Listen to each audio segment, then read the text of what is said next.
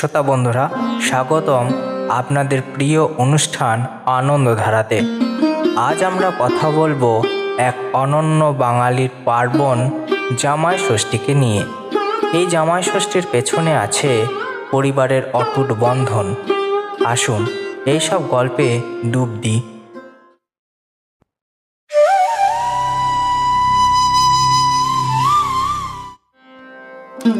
অনেক দিন আগে এক বট গাছের নিচে এক বউ আর তার জামাই বসে আছেন।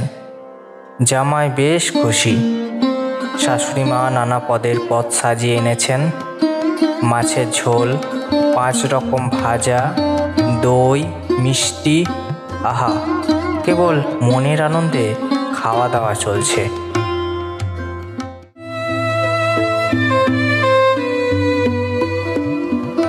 এদিকে শাশুড়ি মার মনেও দারুণ খুশি।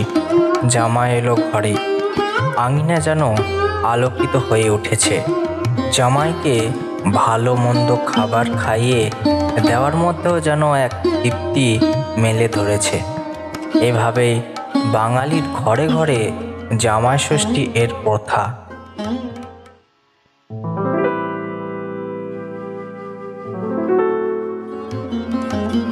কথিত আছে এই দিনটি মা ষষ্ঠী দেবীর পূজার সঙ্গেও জড়িত।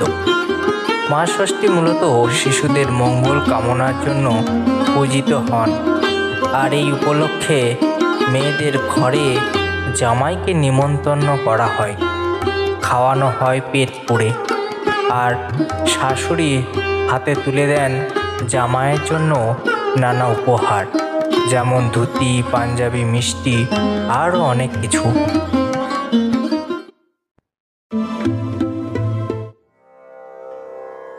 তবে শুধুই কি খাওয়া দাওয়া?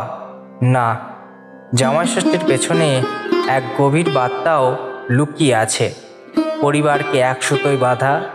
মেয়ের বাড়িতে জামাই মানেই শুধু মেয়ের জন্য নয়, বরং দুই পরিবারের মধ্যে সেতুবন্ধন সম্পর্কের রং মাখানো এই দিন যেন ভালোবাসা আর আন্তরিকতার বার্তা পৌঁছে দেয়।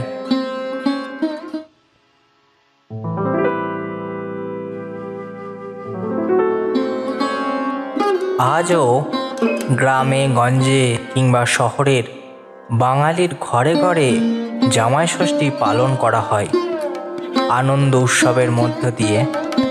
শাশুড়িরা মঙ্গল কামনার জন্য জামাইকে বরণ করেন আর ভালোবাসায় ভরিয়ে দেন।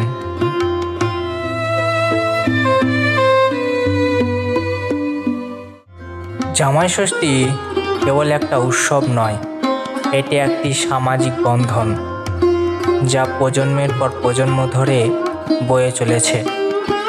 পুজো পার্বণ মানে কেবল খাওয়া দাওয়া নয়, বরং সম্পর্কের, মমতার আর হাসি মুখের দিন।